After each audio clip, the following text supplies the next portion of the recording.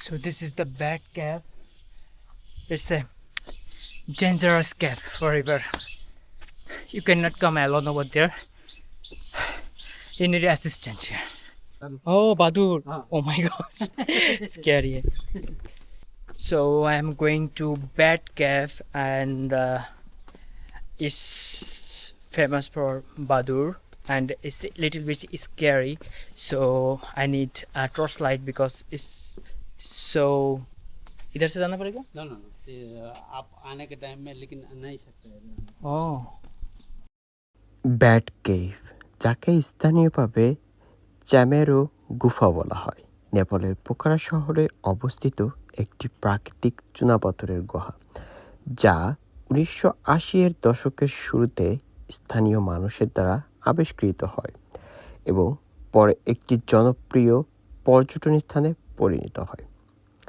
হাজার হাজার বছর ধরে পানির দ্বারা পাথর ক্ষয়ের ফলে গঠিত এই গুহাটি প্রায় 150 মিটার দীর্ঘ এবং এখানে অসংখ্য বাদুড়, বিশেষ করে হর্সেসোস প্রজাতির বাদুড় বাস করে, যার জন্য গুহাটির নামকরণ করা হয়েছে। সময়ের সাথে এটি সাংস্কৃতিক ও আধ্যাত্মিক গুরুত্বও অর্জন করেছে, কারণ স্থানীয়রা বিশ্বাস অনুযায়ী কেউ যদি গুহার শুরু বের হওয়ার পথ দিয়ে বের হতে পারে তবে সে পাপমুক্ত হয়, যা একটি শারীরিক চ্যালেঞ্জকে প্রতীকী পরীক্ষায় পরিণত করে।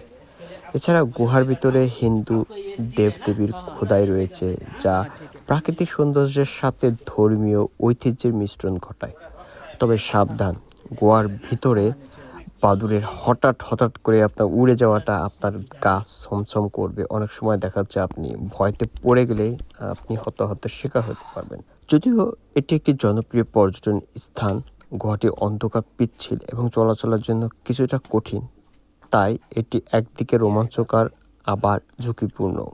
বর্তমানে চ্যামেরো গুহা পোখারা এর একটি গুরুত্বপূর্ণ প্রাকৃতিক ও সাংস্কৃতিক স্থান হিসেবে পরিচিত, যেখানে পর্যটন ও স্থানীয়রা এর ভূতাত্ত্বিক সৌন্দর্য, বাদুড়ের আবাসস্থল এবং এর ইতিহাস ও বিশ্বাসের অভিজ্ঞতা নিতে আসে। আমার এই অভিজ্ঞতা থেকে আমি আরেকটা বিষয় শেয়ার করতে চাই যে কখনোই এই গুহার মধ্যে আপনারা একা আসবেন না। খুবই অন্ধকার এবং আপনি হারিয়ে যেতে পারেন। আর এর মধ্যে একটা আধ্যাত্মিক একটা ভয়ানক একটা ফিলিংস অনুভূতি হয়, যেটা আসলে আমি গিয়েছি এবং আমি উপলব্ধি করেছি, এবং বিশেষ করে এটা বলে বোঝানো যাবে না আপনাদের।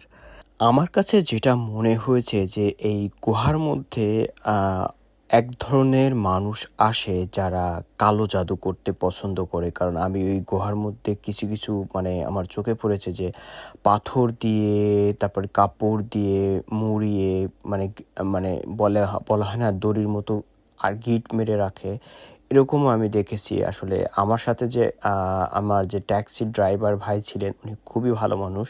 প্রথম অবস্থায় উনি যেতে চেয়েছিলেন না, আমার এক্সাইটমেন্ট দেখে উনি ভাবছেন যে আসলে আমার হেল্প দরকার। প্রথম উনি আমাকে একা পাঠাচ্ছিলেন, পরে যে টিকিট কাউন্টার মাস্টার বলল যে আপনি একা যেতে পারবেন না, ভিতরে সমস্যা হতে পারে। পরে তাকে রিকোয়েস্ট করে, যদিও 20 রুপি দিয়ে হচ্ছে টিকিট, খুবই সস্তা, কিন্তু ভিতরের আসলে বাস্তবতা অনেক কঠিন। আর প্লিজ আমি আবারও বলতেছি যে আপনারা একা আসবেন না এই গুহার ভিতরে। আমার এই ভিডিওটা যদি ভালো লেগে থাকে তাহলে অবশ্যই একটা ছোট্ট লাইক দেবেন এবং don't forget to subscribe my YouTube channel, এবং প্লিজ নোটিফিকেশন বাটনটা প্রেস করে রাখবেন যাতে নতুন আরও ভিডিও নিয়ে আসতে পারি। যদি আপনাদের সাপোর্ট আমার না থাকে তাহলে আসলে আমি কিভাবে ভিডিও নিয়ে আসবো। তো ধন্যবাদ সবাইকে, ভালো থাকবেন।